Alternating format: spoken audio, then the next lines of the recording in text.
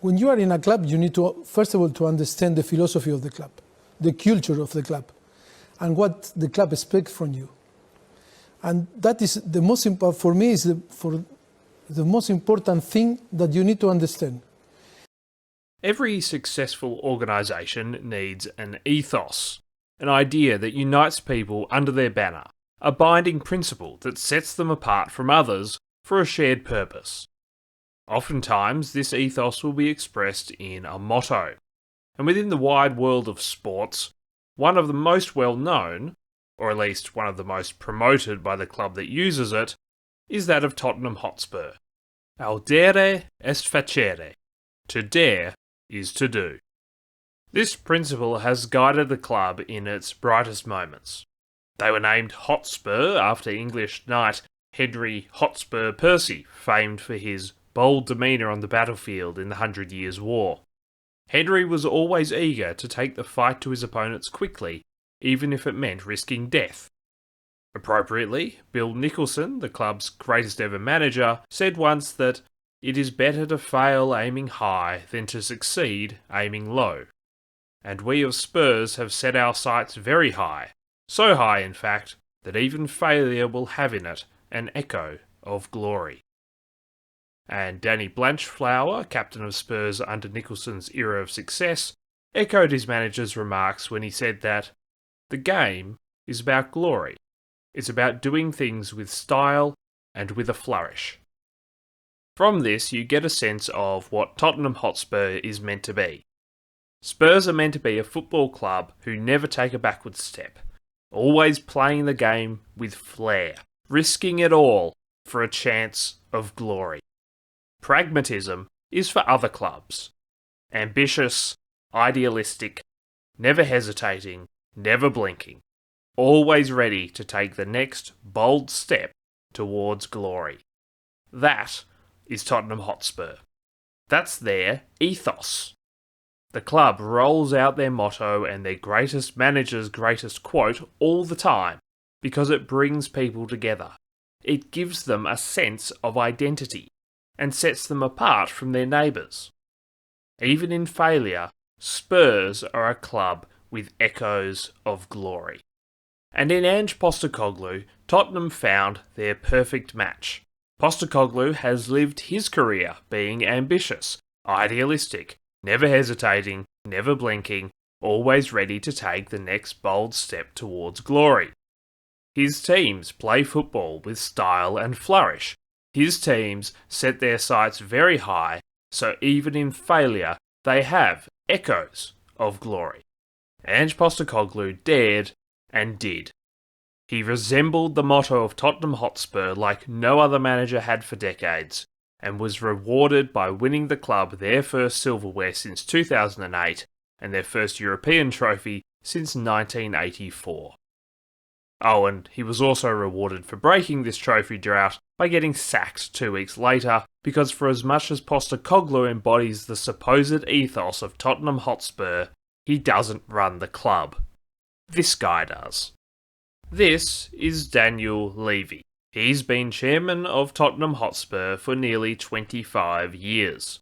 A quarter of a century is a long time to be in charge of any organisation. And let me preface what I'm about to say by pointing out that I don't think Daniel Levy is stupid or the devil incarnate or necessarily deserves to be roundly booed by supporters in their last home match of the season after winning a trophy. Levy seems to me to be quite intelligent, a shrewd businessman, and he does seem to genuinely love the club that he has supported for his whole life. He represents the Jewish community of North London that Spurs have had a long association with, and every action he takes as chairman appears to be geared toward making the best decision for the long-term future of his beloved club. However, there is a problem.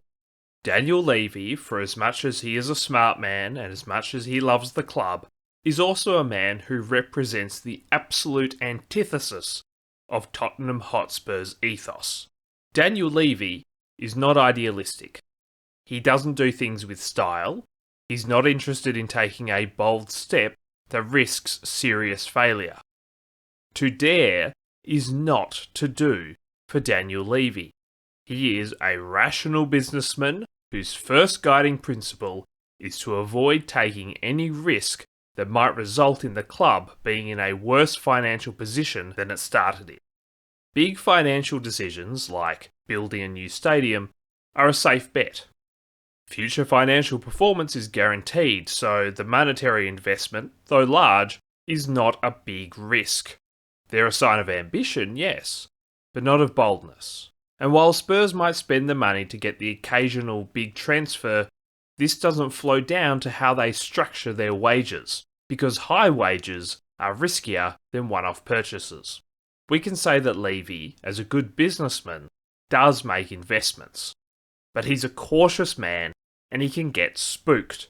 Not long after appointing Postecoglou, Levy told the press, "Simple, we've got our Tottenham back." Ange was having success on the field, playing a bold style of football, and as a Tottenham fan, that's what Levy likes to see.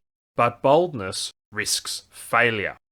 And when Postecoglou stopped getting perfect results, he became a risk to the club financially. He led the team to 5th in the league in his first season, and some clubs would take that as an opportunity to step forward and splurge the cash, giving him the players he needed to gun for the title. Tottenham gave him one experienced transfer, Dominic Solanke, and then invested in a series of wonder kids. A good financial decision, but as far as football goes, it was hedging the bets. Wonder kids are likely to give a good financial return long into the future and aren't as dependent on a particular manager sticking around. And even Solanke, despite the transfer figure, isn't the kind of player likely to be commanding enormous wages. Postecoglou was essentially left high and dry by this transfer strategy, and once injuries scuppered the team's chances of competing on multiple fronts, he was left to gamble everything on winning the Europa League. He succeeded. He got the glory.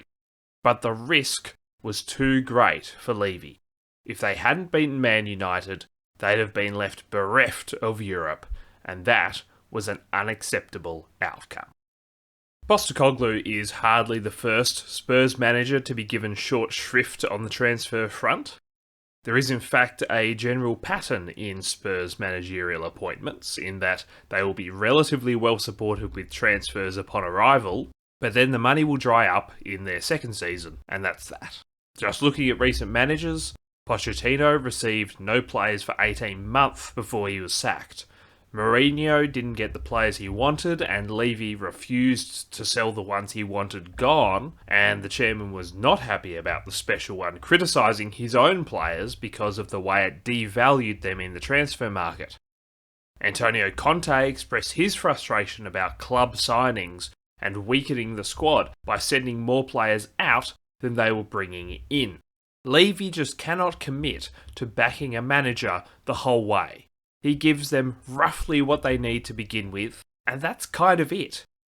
Any further support is just to keep the engine running rather than trying to take the next step.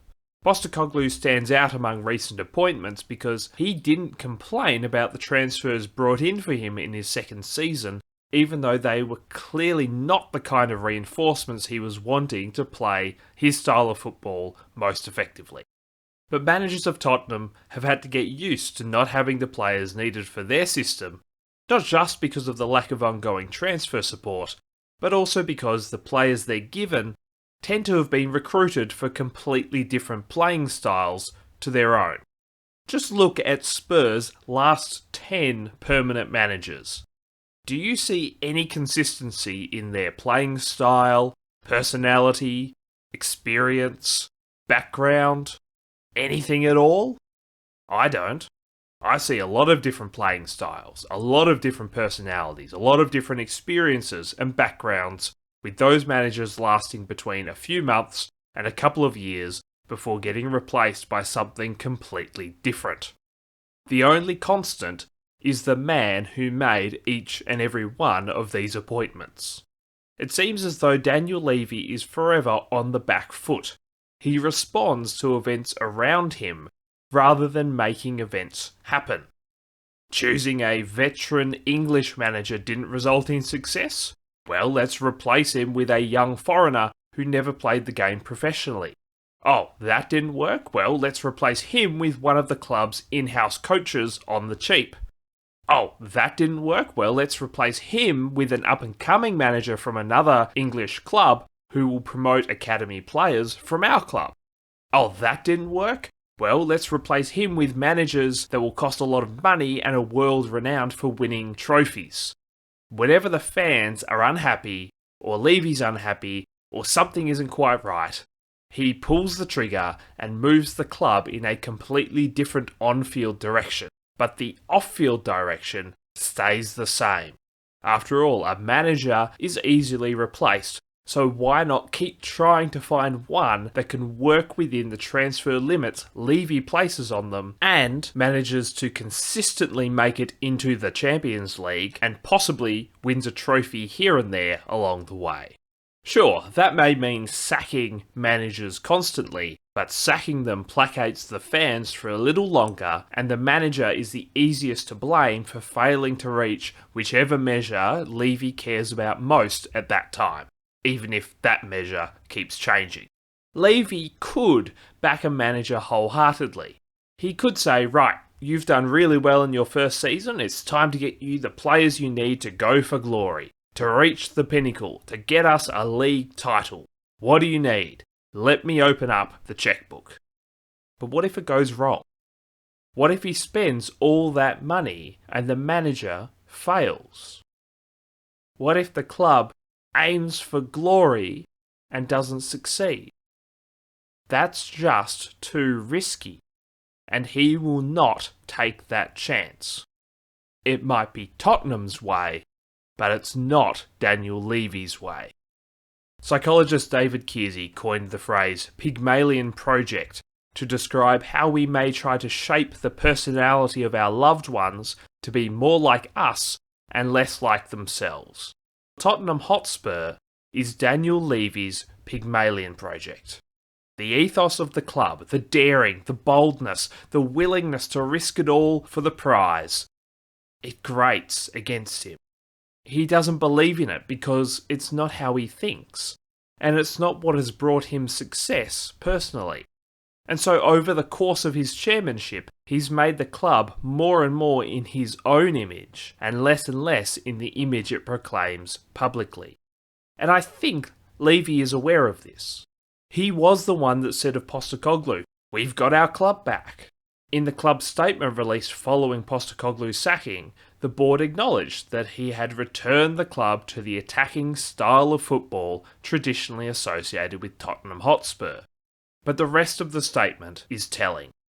They, and the board is really just Daniel Levy, they say that the best interests of the club require a change to take place because of the poor Premier League campaign.